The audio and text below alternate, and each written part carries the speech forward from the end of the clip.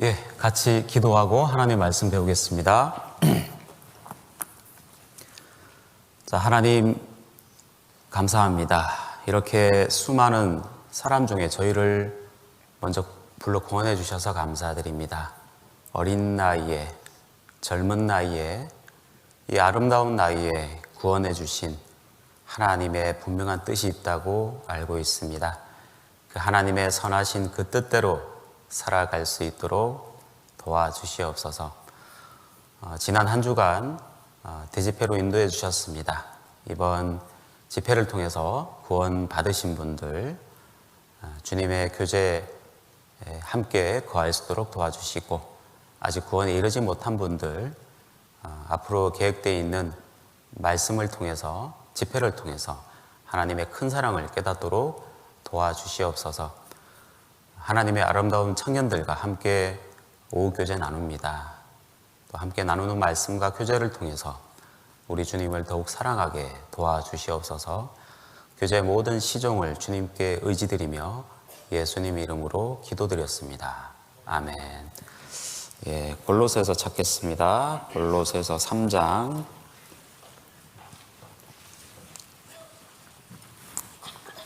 13절.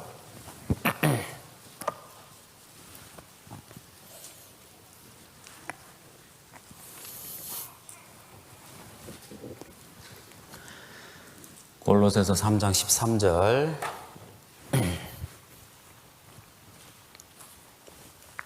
예, 다 찾으셨으면 한 목소리로 같이 읽겠습니다.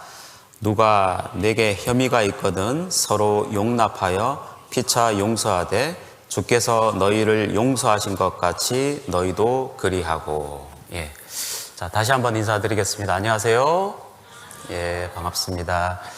자, 대집회 한 주간 고생 많으셨습니다. 아까 우리 사회자 형제님이 얘기하신 것처럼 지금 최고로 잠이 많이 오실 시간입니다. 또 제 이제 음성 톤이 잠자기 좋은 음성 톤인 것 같아서 혹시라도 제 말씀 듣다가 잠이 들면 또 하나님께 죄잖아요. 그 죄를 용서해 달라는 내용에 대해서 먼저 얘기 드립니다. 예, 아무튼 오늘 용서에 대한 말씀 같이 교제 나누도록 하겠습니다. 자, 여기 우리 청년들이 어릴 때부터 교회에 참여했잖아요. 이제 어릴 때 찬빛 그리고 머릿돌, 그 내용에도 용서에 대한 내용이 굉장히 많아요. 이미 용서 관련된 내용들은 아주 많이 듣고 귀가 따갑게 들었을 것 같습니다. 근데 우리가 사실 용서가 쉽던가요? 나에게 상처를 주고 은근히 나를 따돌린 그 누군가, 학교 안에서, 심지어 또 교회 학교 안에서 또 그런 용서하지 못할 그 자매, 그 형제가 있지 않습니까? 근데 용서가 잘 되던가요? 사실 잘 안 되죠. 예. 그래서 성경의 많은 분량에 이 용서하라는 단어를 많이 넣어 놓으신 것 같습니다. 물론 이제 프로테이지를 따져볼 수는 없지만요. 이제 용서와 관련된 여러 가지 단어가 있죠. 죄를 사하다, 긍휼히 여기다, 서로 사랑하다, 그런 많은 단어들이 있는데요. 프로테이지로 따졌을 때도 굉장히 많은 분량을 차지하고 있습니다. 그리고 예수님이 하신 그 말들을 누가 한번 정리를 한번 해봤다고 얘기하시는데 한 20% 정도가 용서와 관련된 그 말을 하셨다라고 얘기합니다. 용서, 긍휼, 자비, 이웃사랑, 그리고 하나님 사랑, 그 모든 것이 용서와 연결되기 때문에 예수님께서 하신 많은 말들 중에 용서라는 그 말이 녹아 있습니다. 우선 용서라는 단어의 그 원어를 한번 저희가 생각해 보려고 합니다. 용서의 히브리 원어는요, 살라흐라는 단어가 있습니다. 그 단어 자체가 용서한다라는 단어고요. 근데 그 살라흐라는 단어의 주어는요, 하나님이 반드시 붙습니다. 하나님이 용서한다는 그 단어로서 살라흐라는 단어가 붙어요. 그러면 우리가 형제 자매를 용서하고 다른 사람들을 용서한다는 것 자체가 바로 하나님의 경지까지 올라가는 아주 놀라운 일이기도 합니다. 그리고 두 번째 용서의 원어가요, 카파르라는 단어가 있어요. 카파르는 덮다, 허물을 덮는다, 그 죄를 덮는다라는 그 단어가 있습니다. 그리고 영어는 뭐죠? 용서가? 영어? forgive, forgive. 고대 영어에 포르기펜이라는 단어가 있어요. 쉽게 설명하면 포는 모든 것, 선은 준다, give는 주는 거죠. 모든 것을 내어준다라는 그 단어로서 의미가 있는 것이 바로 forgive입니다. 그리고 한자어는요, 이 한자어가 참 또 성경적인 단어라고 생각하는데요. 그 용자가 담다, 이제 용서할 때 용자가 담을 용자, 받아들일 용자고요. 그리고 서자는 바로 요겁니다. 나중에 한번 검색을 한번 해보세요. 이게 많이 웃어주신 분 감사합니다. 여기 띄워줄 줄 알았는데 이렇게 출력할 줄 몰랐죠. 그래요. 이게 용서하다, 헤아리다라는 단어에 여기 보면 같을 여자가 있어요. 그리고 마음 심자. 이게 뜻풀이를 해보면 상대방의 입장에서 한번 생각해 보다라는 그런 단어예요. 헤아린다. 그 사람이 왜 나에게 잘못을 했을까? 그 사람이 나에게 왜 손가락질을 했을까? 그 사람이 나에게 왜 아픔을 줬을까? 그렇게 생각해 보는 것이 바로 이 단어랍니다. 이 단어. 그처럼 용서하기가 참 쉽지 않은 게 사실입니다. 누가복음 18장에 잘 아시죠? 그 베드로가 물어보잖아요. 예수님께 그 형제가 죄를 범했으면 몇 번 용서하라고. 몇 번이죠? 이런 번에 1 곱하기 7 해서 490번 용서하라고. 그게 무슨 말일까요? 490번 용서하고 491번째는 용서하지 말라는 말일까요? 끝까지 영원히 용서하라는 그 단어지 않습니까? 그리고 그 다음에 어떤 내용이 나오죠? 바로 종이 나오는데 1만 달란트 빚진 자가 나오고 1만 달란트 탕감받은 그 종이 동간 하나를 붙들고 100데나리온, 지금으로 치면 노동자 1일 하루당 받는 수당입니다. 지금으로 치면 예를 들어 10만 원이라고 생각해 보죠. 그러면 약 1,000만 원의 돈을 그 사람에게 빌려줬는데 그 사람이 갚지 않아서 그 사람의 멱살을 잡고 감옥에 넣는 그 내용이 나오잖아요. 그처럼 수조 원을 탕감받은 사람이 1,000만 원 그 빌린 그 사람을 잡아다가 옥에 넘기는 그 모습을 보면서 그 악한 종이라는 그 표현이 나옵니다. 그처럼 우리가 그렇게 많은 내용을 들어도 사실 용서하는 것이 쉽지 않습니다. 왜 그럴까요? 바로 용서의 세상의 기준이 뭘까요? 나에게 잘못을 했어요. 실수를 했어요. 근데 세상의 기준은 뭡니까? 그 사람이 나에게 용서받을 만한 짓을 하면 용서해 주는 거죠. 아니면 나에게 손해를 끼친 만큼 그에 응당하는 살해를 해줬을 때 용서하는 거죠. 세상의 기준이라 그랬죠. 아니면 정치적인 이해관계로 용서해 주는 경우도 있어요. 아니면 경제적인 이해관계로 그 사람을 용서할 수도 있어요.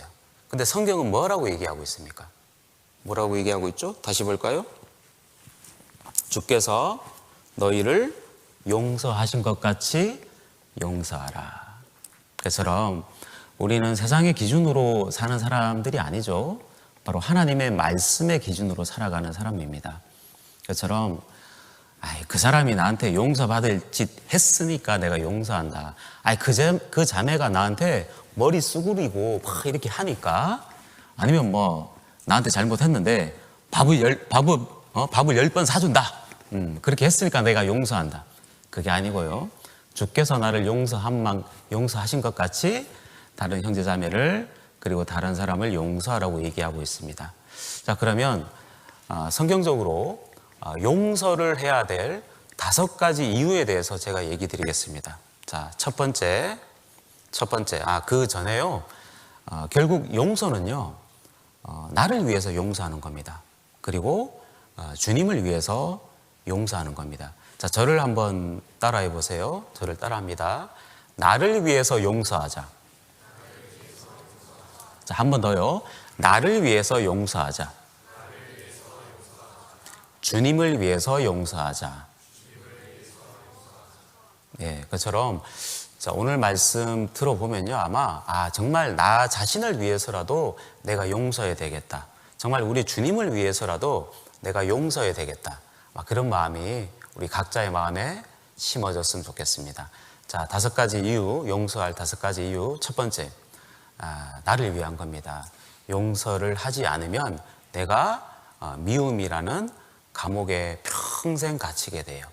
그리고 두 번째, 마귀를 이기는 방법이 바로 용서입니다. 세 번째, 하나님께 쓰임 받기 위해서라도 용서를 해야 됩니다. 그리고 네 번째, 나 또한 용서받을 때가 오기 때문에 용서해야 됩니다. 그리고 5번째, 하나님께 대한 기도가 막히지 않기 위해서 바로 용서해야 됩니다. 자, 이 5가지에 대해서 한번 살펴보도록 하겠습니다. 우리 형제 자매님들은 용서라고 하면 생각나는 사람이 있을까요? 용서.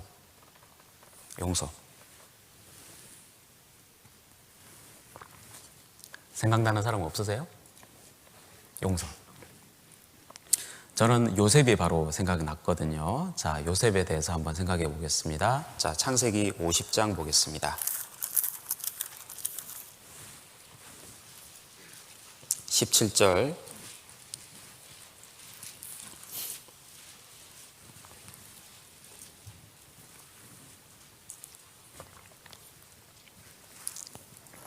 (15절부터) 보겠습니다. 창세기 50장 15절. 제가 읽습니다. 요셉의 형제들이 그 아비가 죽었음을 보고 말하되 요셉이 혹시 우리를 미워하여 우리가 그에게 행한 모든 악을 다 갚지 아니할까 하고 요셉에게 말을 전하여 가로되 당신의 아버지가 돌아가시기 전에 명하여 이르시기를. 자, 17절은 같이 읽습니다. 너희는 이같이 요셉에게 이르라. 내 형들이 내게 악을 행하였을지라도 이제 바라건대 그 허물과 죄를 용서하라 하셨다 하라 하셨나니 당신의 아버지의 하나님의 종들의 죄를 이제 용서하소서 하매 요셉이 그 말을 들을 때에 울었더다. 예. 자, 우리가 첫 번째 용서해야 될 이유가요, 용서하지 않으면 내가 미움이라는 감옥에 갇힙니다. 용서하지 않으면 내가 분노라는 동굴에 갇히게 됩니다. 개인적으로요, 저는 저희 아버지를 너무 미워했습니다. 예. 저희 아버지를 떠올리면 생각나는 단어들이 술, 매, 그리고 미움, 분노, 두려움. 저는 저희 아버지께 아버지를 생각나면 그런 단어가 생각이 나요.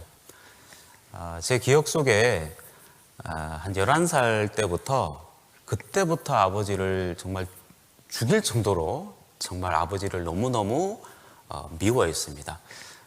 특별한 이유가 아닌데도 체벌하고 일주일에 한 2번 정도씩은 항상 매를 맞았던 걸로 기억이 나요. 근데 돌아보면 매 맞을 일도 아닌데 별것도 아닌 걸 가지고 꼬투리를 잡아서 참 저를 많이 힘들게 했던 저희 아버지였거든요.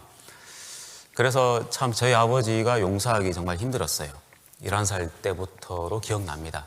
근데 제가 27에 구원을 받았어요. 구원을 받고도 아버지가 용서가 됐을까요? 도저히 용서가 안 됐어요. 그때도.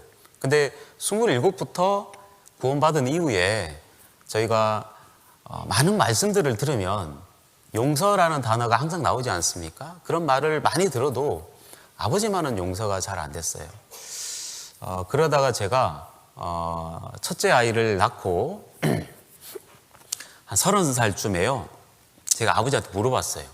저도 이제 아빠가 됐으니까 아버지, 어릴 때 왜 이렇게 나를 힘들게 했어요? 별것도 아닌 걸 가지고 왜 이렇게 나를 때렸어요?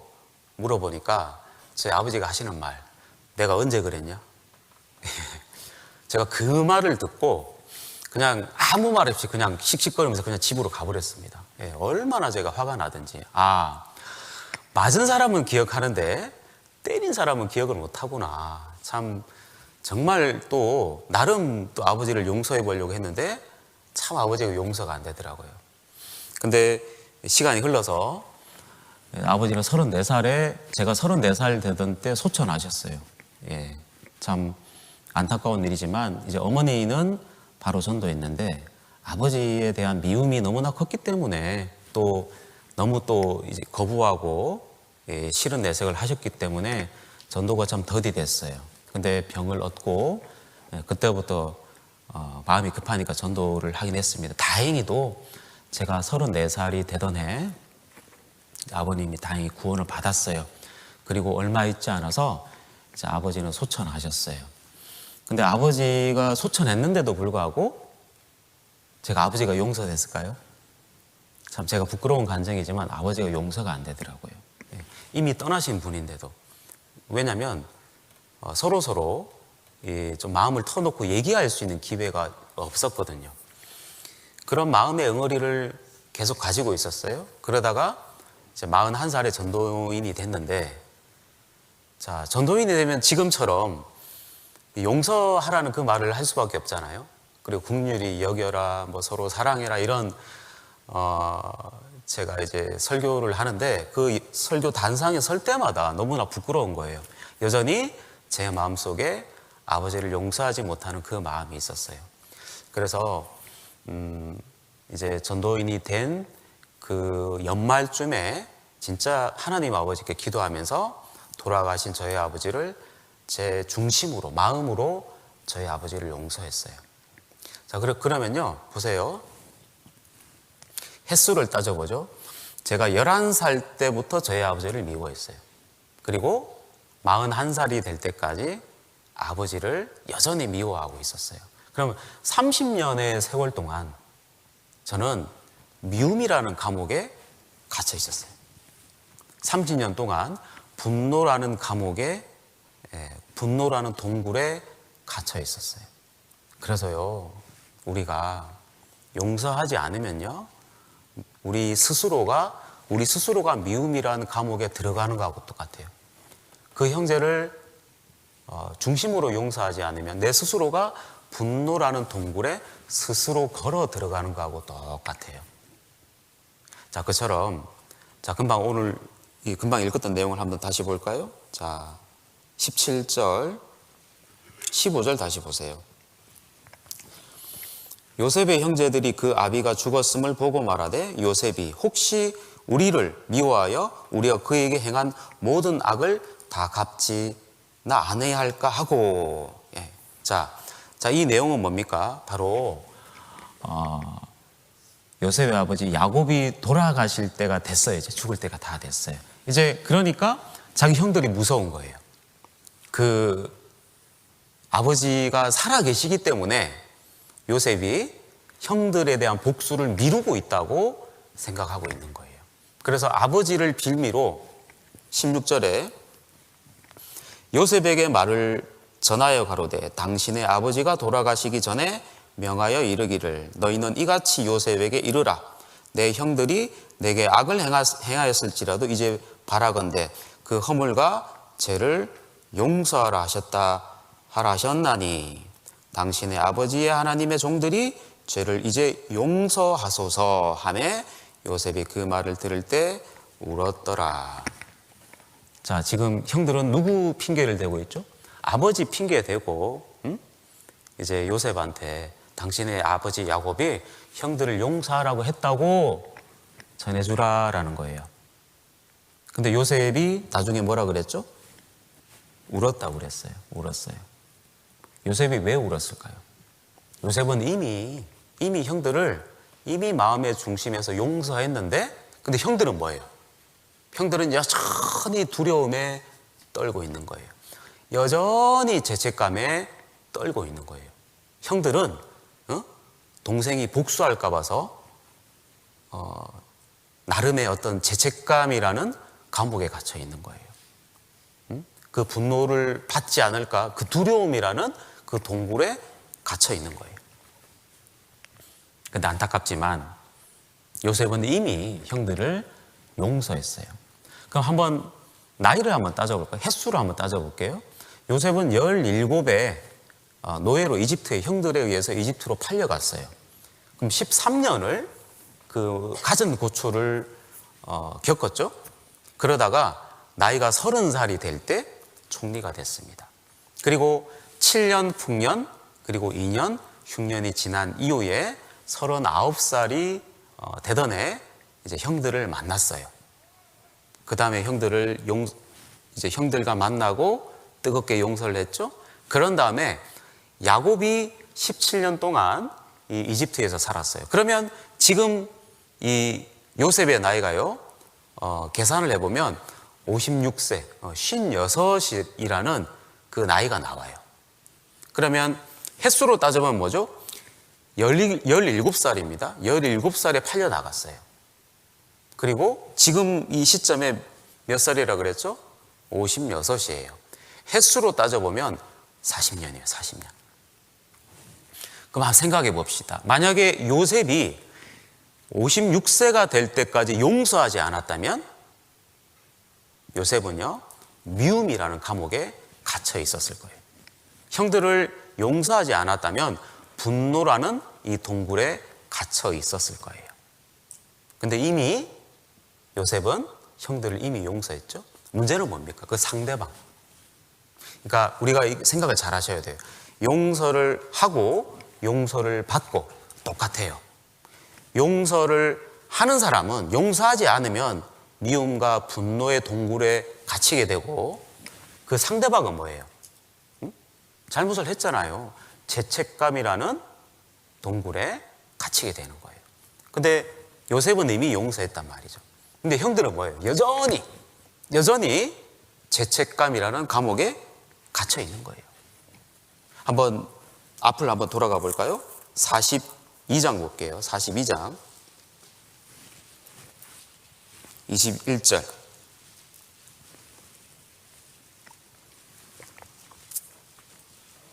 (42장) 21절.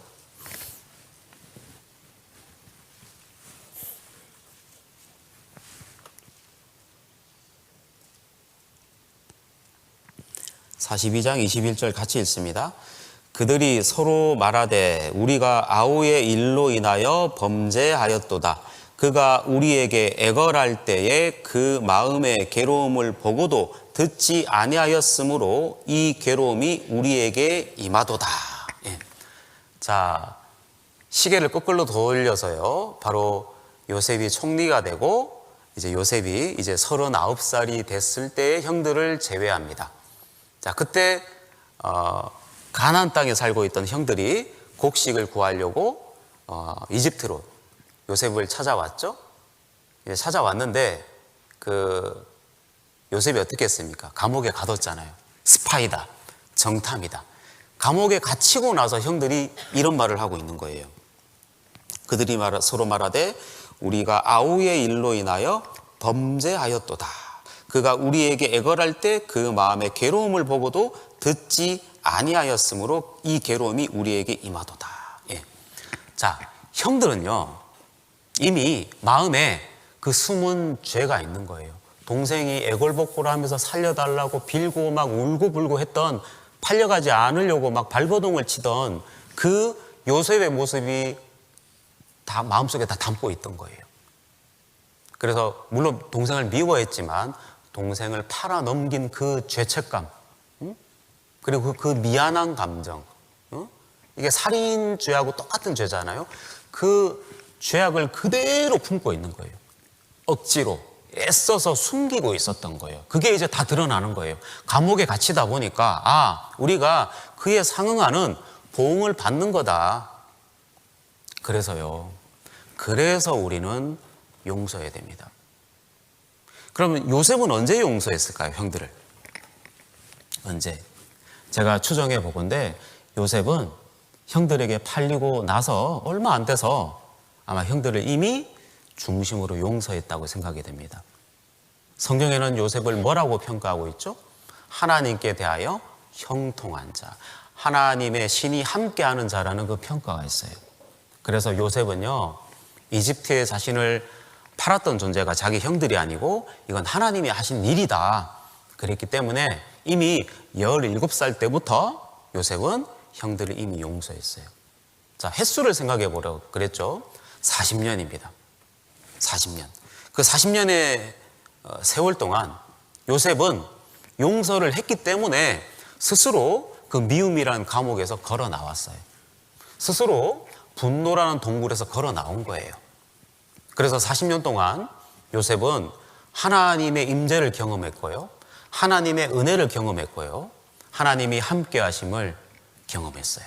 근데 형들은 지금 이 시점에도, 그리고 자기 아버지가 가시는 그 시점에서도 40년 동안 그들은 후회라는 감옥에 갇혀 있는 거예요.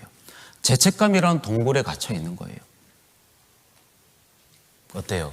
용서를 하고 용서를 안 한 사람의 삶이 너무나 다르지 않습니까? 그래서 우리는 용서해야 됩니다. 누구를 위해서? 나를 위해서. 누구를 위해서? 하나님을 위해서 용서해야 됩니다. 저도 초반에 저의 부끄러운 간증을 얘기 드렸지 않습니까? 30년의 세월 동안요, 아버지를 용서하지 못했어요.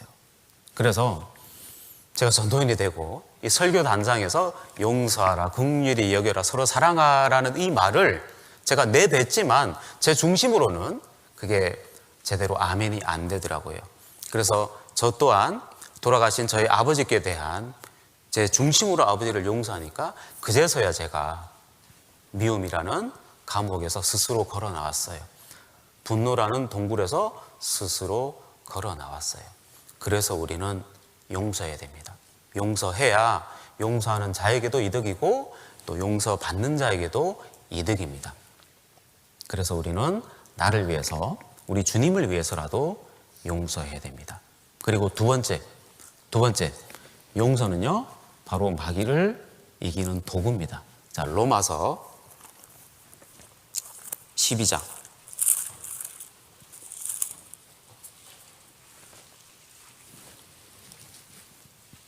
19절.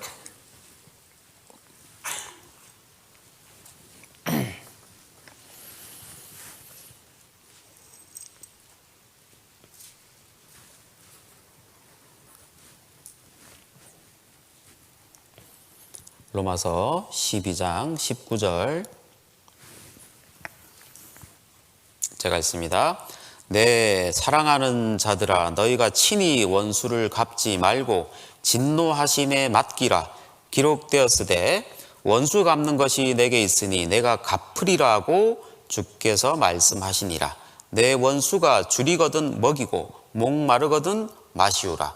그리함으로 내가 숯불을 그 위에 쌓아 놓으리라. 자, 21절은 같이 읽습니다. 악에게 지지 말고 선으로 악을 이기라. 자, 그처럼 우리가 왜 용서를 해야 되냐면요, 마귀를 이기는 무기, 마귀를 이기는 도구가 바로 용서입니다. 우리가요, 한번 살면서 교회 학교든지 아니면 이제 실제 학교에서 나를 힘들게 하고 나를 때로는 따돌리기도 하고 또 나를 정신적으로 육체적으로 힘들게 했던 사람들이 있지 않습니까? 예. 근데 정말 그 사람들이 극악무도한 그런 사람이었을까요? 아니면 정말 처절하게 용서하지 못할 정도로 그 형제가, 그 자매가 정말 잔인한 사람이던가요? 아니면 인간성을 상실한 그런 부도덕한 사람이었을까요?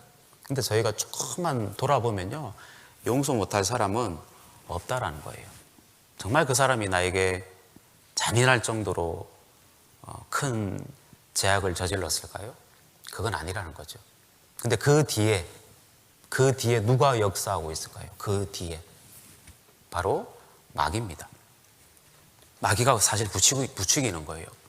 나를 힘들게 하는, 나를 따돌리는, 나에게 그 상처를 주는 그 누군가의 배후에 바로 마귀가 있어요.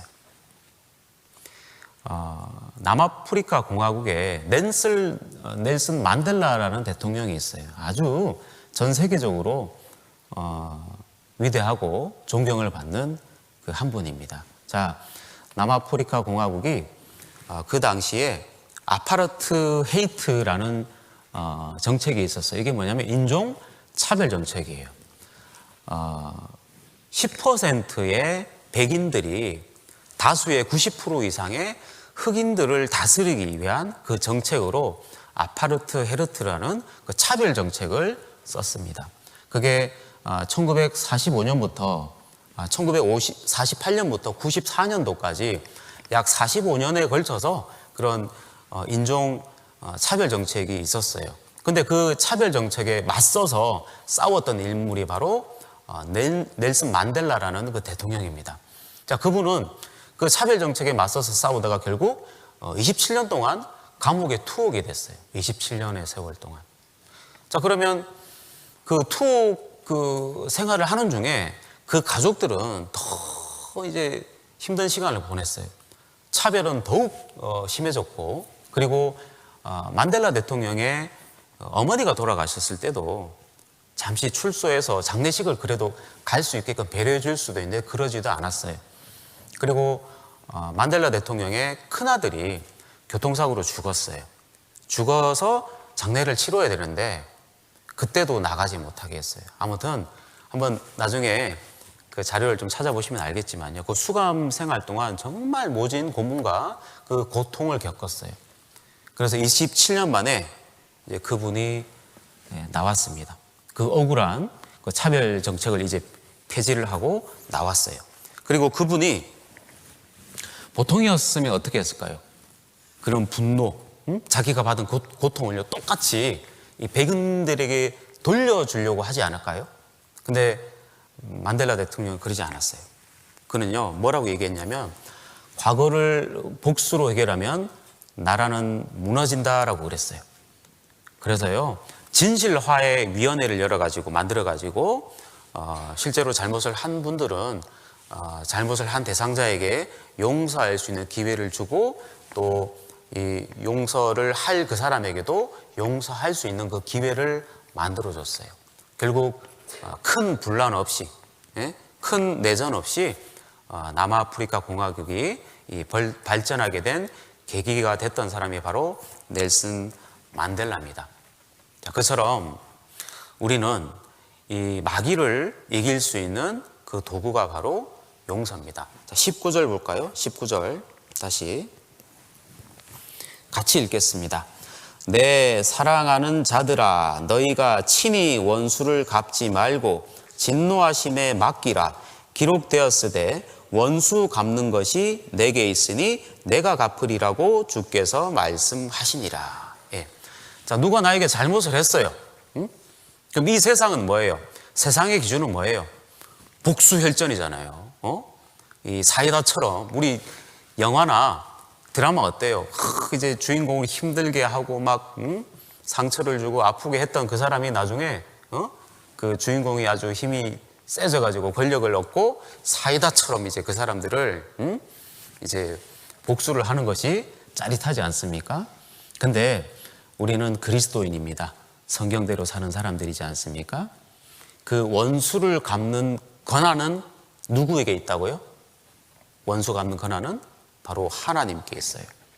나는 뭘 하는 존재일까요? 바로 나는 용서하는 존재입니다. 잊지 마십시오. 우리가 또 여기서 한번 생각해야 될 게, 하나님은 보응하시는 하나님이에요. 보응하시는 분. 선은 선으로 반드시 보응하고요, 악은 악으로 반드시 보응합니다. 다윗이 그 도망자 신분에서 끝까지 그 사울에게 원수를 갚지 않고 살아남을 수 있었던 그 원동력이 뭡니까? 바로 실제로 원수를 갚지 않았기 때문이에요. 2번이나 있었잖아요. 다윗이 사울을 2번이나 죽일 수 있는 기회가 있었어요. 실제로 원수를 갚을 수 있는 기회가 있음에도 불구하고 그 원수 갚는 것을 누구에게 맡겼죠? 하나님께 맡겼어요. 물론 성경에는 뭐 정확한 뭐 사울을 용서했다는 기사는 없지만요. 그 정황으로 봤을 때는 다윗은 마음으로 이 사울을 용서한 거예요. 그럼 원수 갚는 것은 누구의 권한입니까? 바로 하나님의 권한이에요. 사울은 어떻게 됐죠? 결국 블레셋과 길보아 전투에서 비참하게 죽습니다. 그래서 우리는 생각하셔야 돼요. 원수 갚는 것은 나의 권한이 아닙니다. 나는 그 상대방을 용서하는 것이 나의 권한이에요. 창세기 50장 보겠습니다. 창세기 50장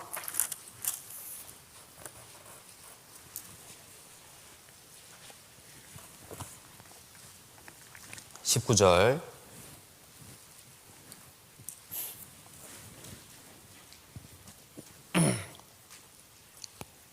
18절 19절 18절 제가 읽습니다. 그 형들이 또 친히 와서 요셉의 앞에 엎드려 우리는 당신의 종이니다. 자, 이게 뭡니까? 용서해 달라고 하는 거예요. 용서해 달라고.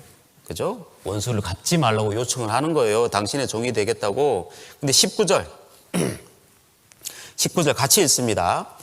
요셉이 그들에게 이르되 두려워 마소서 내가 하나님을 대신하리이까. 그죠? 자, 용서하지 못하는 것은요, 그 형제를, 그 자매를 중심으로 용서하지 못하는 것은 바로 내가 하나님의 위치에 올라가는 거예요. 우리 정말 이것을 경계해야 됩니다. 원수 갚는 것은 하나님께 있는 거예요. 내가 그 형제를 여전히 미워하고 그 자매에게 여전히 분노의 마음을 갖고 있다면 내가 하나님의 위치에 서는 거예요. 요셉은 선을 넘지 않았어요. 요셉은 용서하지 않는 것은 하나님의 선을 넘는 거예요. 그 선을 넘어버리는 거예요. 그래서 바로 마귀를 이기는 방법, 용서. 그리고 원수 갚는 것은 하나님께 있고 나의 권한은 그 형제 자매를 용서하는 겁니다. 자, 그리고 세 번째 잠언 1장 보겠습니다. 잠언 1장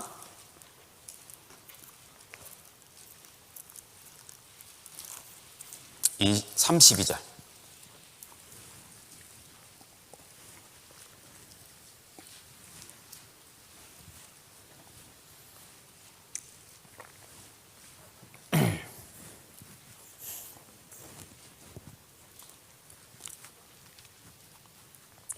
잠언 1장 32절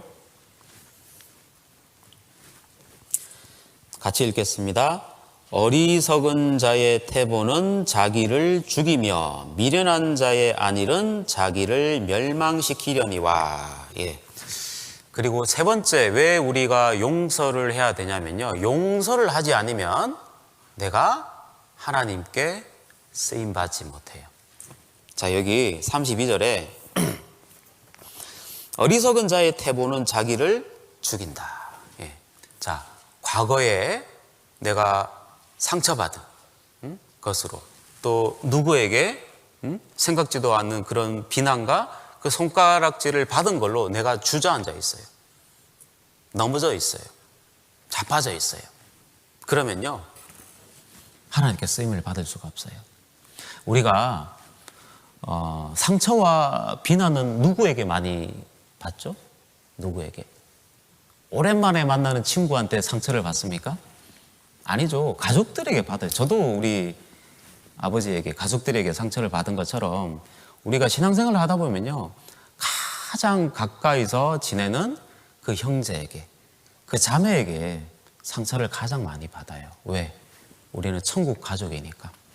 근데 문제는 뭐죠? 그 형제나 그 자매에게 생각지도 못하게 그 말과 행동으로 오해를 받고 상처를 받고 비난을 받으면요, 넘어지게 되는 거예요. 어리석은 자의 태보는 자기를 죽이는 거예요. 제가 알던 어떤 형제가 있었어요. 청년의 그 임원의 역할을 했는데, 자, 그분이 하루는 봉사의 어떤 분이 청년회를 왜 그런 식으로 이끌어 가냐? 그때 그 행사 때 왜 그런 식으로 진행을 했냐? 이렇게 좀 추궁하듯이 얘기를 하셨나 봐요. 근데 그때 그 청년 형제가 너무나 깊은 상처를 받고 이제 나 이제 임원하기 싫다고, 그 봉사에 그분 얼굴 보기 싫어서라도 난 자질도 안 되고 능력도 안 되고 나 이제 다 내려놓겠다고 그 자리에서 주저앉아 버렸어요. 근데 물론 그때 정황을 제가 다는 알 수는 없지만 아마 그 봉사의 분은 뭔가 아쉬움에 뭔가 좀 권면을 해주려고 아마 그런 말을 했던 것 같아요. 근데 그 청년 임원이 받아들이기에는 정말 쓴소리로 추궁을 하듯이 비난하는 걸로, 손가락질 하는 걸로 받아들인 거예요. 그리고 그 형제는 마음으로 선포를 한 거예요. 나는 그 형제 때문에 이거 안 해. 그 형제의 말이 나는 용서가 안 돼. 나는 이 상처가 아물지 않았기 때문에 나는 도저히 교회 안에서 일을 할 수가 없어. 스스로 마음에 선포를 해버린 거예요. 근데 참 돌아보면요, 나이도 젊어요. 뭐 직장도 괜찮았고 시간도 많이 낼 수 있고 정말 교회 안에서 봉사하면서 쓰임 받을 수 있는 정말 제목이었어요. 근데 그 형제의 그 말로 인해서, 그분의 어떤 비난하는 듯한 그 말로 인해서 그냥 그 자리에서 주저앉아 버린 거예요. 어리석은 자의 태보는 자기를 죽인다. 그처럼 그 형제가, 그 청년임은 형제가 마음으로 그분을 용서하지 못하니까, 지금은 모르겠어요. 지금은 어떤지 모르겠지만 제가 보니까 한 10여 년 시간 동안 전혀 그 어떤 봉사를 안 하려고 여전히, 처음에 말씀드린 것처럼 그 형제에 대한 미움 때문에 미움이라는 감옥에, 분노라는 감옥에 여전히 들어가 있는 거예요. 그래서 우리가 중심으로 그 형제를, 중심으로 그 자매를 용서하지 않으면 하나님께 쓰임 받을 수 없다라는 거예요. 그리고 네 번째, 누가복음 6장 보겠습니다. 누가복음 6장 37절.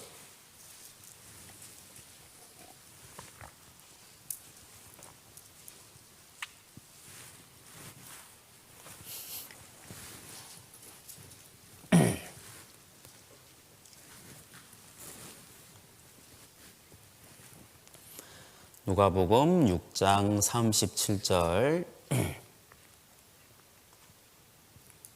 같이 읽습니다.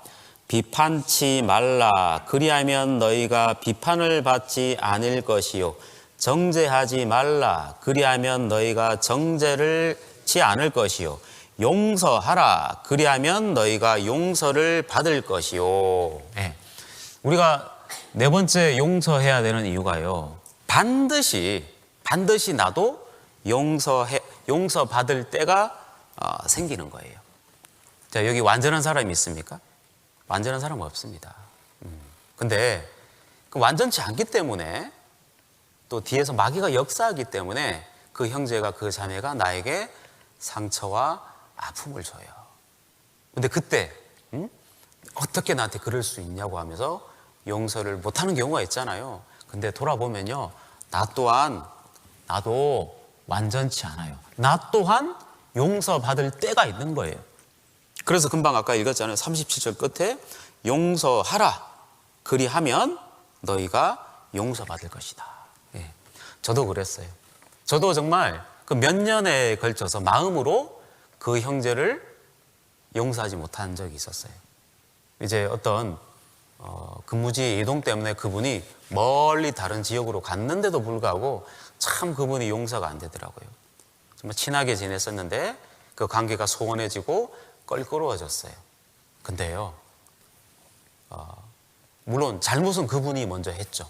근데 제가 그 중심으로 용서하지 못한 마음을 그대로 갖고 있었어요. 근데 제가요, 실제로 제가 저 자신을 돌아보지 못하고 그 누군가에게 상처를 주고 오해를 주고 있고, 이제 의도치 않은 그 말과 행동으로 그 누군가에게 큰 상처를 주고 있었어요. 근데 시간이 지나서요, 저의 잘못한 것이 다 드러나던 때가 있었어요. 그때 너무너무 부끄러웠어요. 근데요, 그 상처를 받은 그분들이 저를 이미 마음에서 용서하셨더라고요. 그때 제가 그 경험으로 얼마나 정말 부끄럽기도 했고, 그 마음으로 이미 용서하신 그분들이 너무너무 감사하기도 했고, 또 한편으로는 내가 아직도 이제 이미 다른 지역으로 갔던 그분을 용서하지 못하고 앙금을 가지고 있고 응어리를 가지고 있는 제가 너무너무 부끄러웠습니다. 그래서 우리는 기억해야 됩니다. 나 또한 반드시 그 누군가에게 용서받을 때가 온다라는 거예요. 그래서 우리는 용서해야 됩니다. 그리고 5번째, 마가복음 11장 보겠습니다. 마가복음 11장.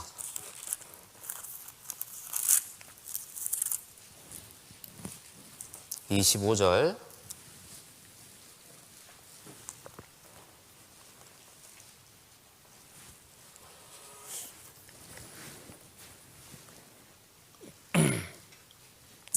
마가복음 11장 25절 같이 읽습니다. 서서 기도할 때에 아무에게나 혐의가 있거든 용서하라. 그리하여야 하늘에 계신 너희 아버지도 너희 허물을 사하여 주시리라 하셨더라. 예. 자, 우리가 용서해야 될 다섯 번째 이유는요, 바로 용서하지 않는 그런 죄가 있으면요, 하나님이 나의 기도를 들으실 수가 없어요. 그 용서하지 않으면 하나님께 기도 응답을 받을 수가 없는 거예요. 여기 혐의가 있거든 용서하라고 그랬잖아요. 제가 어떤 분의 그 간증을 들으면서요, 어떤 지역에 연세가 지긋한 그 집사님, 자매님이 이제 매일매일 기도를 할 때 하루를 돌아보면서 기도를 한대요. 그러면서 이제 자기가 했던 말과 그 행동들을 돌아본대요. 그러면서 내가 그 했던 말이 그 형제에게 오해가 됐겠다. 그 자매에게 상처가 됐겠다. 그러면 바로 다음날 그분에게 연락을 해서 용서를 구한답니다. 근데 그 말과 행동을 들은 분들은 전혀 오해도 받지 않고 상처를 받지 않았다고 얘기하더라고요. 근데 그럼에도 불구하고 그분은 자기 자신을 돌아보고 하루 동안에 있었던 자신을 돌아보고 말과 행동에 대해서 깊이 되뇌인다고 하더라고요. 제가 그 간증을 듣고 저도 매일매일 자기 전에 하루 동안에 있었던 모든 일들을 떠올리면서 내가 했던 말들, 그 행동들을 떠올리면서 그 상황에서 내가 이런 말을 했던 것이 그분에게는 오해가 됐을 수도 있겠다. 그분에게는 나의 이 행동이 상처가 됐을 수도 있겠다. 그래서 그분의 그 사례를 듣고 저도 반드시 저를 돌아보고 그런 오해를 살 만한 일이 있다면 제가 다음날 반드시 전화를 드리든지 찾아가서 용서를 구합니다. 혐의가 있거든 용서하라. 그처럼 죄가 있으면 하나님께서 우리 기도를 들을 수가 없는 거예요. 예. 저도 참 그래요. 이제 전도인의 일을 하다 보니까 결국 뭐죠? 이제 하나님이 쓰시는 지체로서, 입술로서의 지체로 저를 사용하고 계신 거예요. 의도치 않게. 저는 굉장히 과묵한 사람인데 진짜 혼자 있는 것도 좋아하는데요. 이제 하나님께서 저를 쓰시고자 이렇게 입술의 역할을 주셨기 때문에 대중 형제 자매님들 앞에서 드러나는 행동도 많이 노출될 뿐더러 이제 말도 그래요. 말도. 그래서 이제 이 말이 그 누군가를 위로하려고 했던 말이 나중에는 그게 또 상처가 되는 경우도 있고, 저는 그분을 용기를 주려고 했던 말이 그분에게 오해가 됐던 적이 있어요. 네, 그러면서 제가 늘 하루하루를 돌아보면서 이것이 서로 간에 원한이 되지 않도록, 앙금이 되지 않도록 노력하려고 합니다.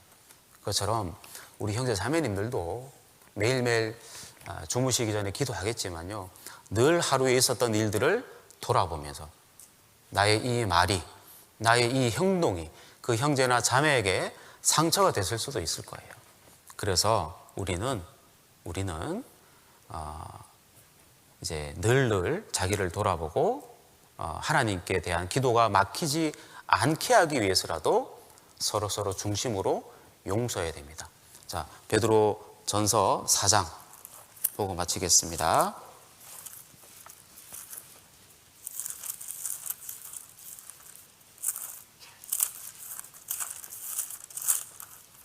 8절.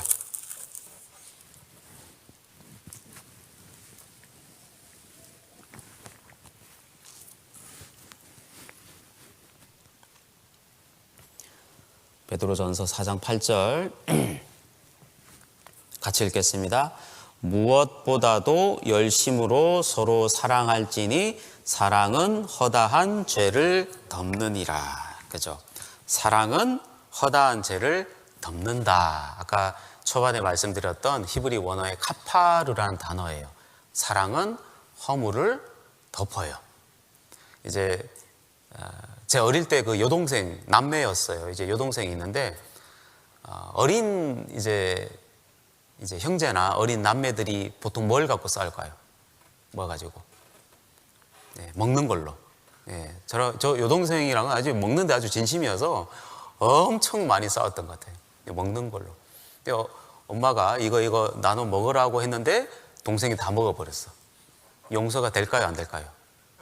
용서가 돼요? 안 돼요? 용서가 당연히 안 되죠. 왜 용서가 안 됐을까요? 왜? 어머니의 사랑보다 동생을 미워하는 마음이 너무나 큰 거예요. 그러니까 이 사랑이 덮어질까요? 안 덮어져요. 덮어질 리가 없죠. 진짜 오래오래 미워 있었어요. 서로 먹는 걸로 싸우고. 결국 뭐죠? 어머니의 사랑을 크게 못 느끼니까 안 덮어지는 거예요.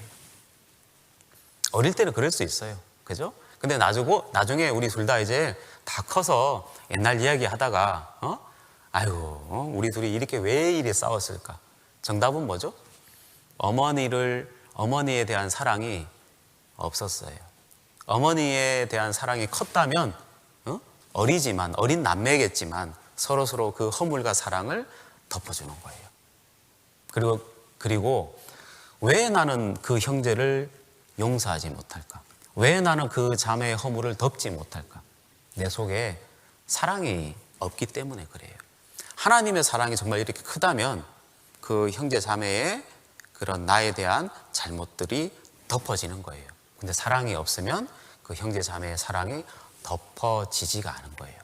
결국 근본적으로 내 속에 하나님께 대한 마음, 그 사랑이 없거나 그 사랑이 식어버리면요, 이 형제 자매의 허물이 덮어지지 않아요. 그래서 우리는 말씀과 교제를 통해서 이 사랑의 파이를 넓혀가야 돼요. 우리가 신앙생활을 하면서 이 사랑의 내 마음의 그릇에 주님의 사랑으로 채워가야 돼요. 그래야 중심으로 그 형제의 그 자매의 허물을 덮어줄 수 있는 거예요. 그런 우리 청년들이 됐으면 좋겠습니다. 기도하고 마치겠습니다.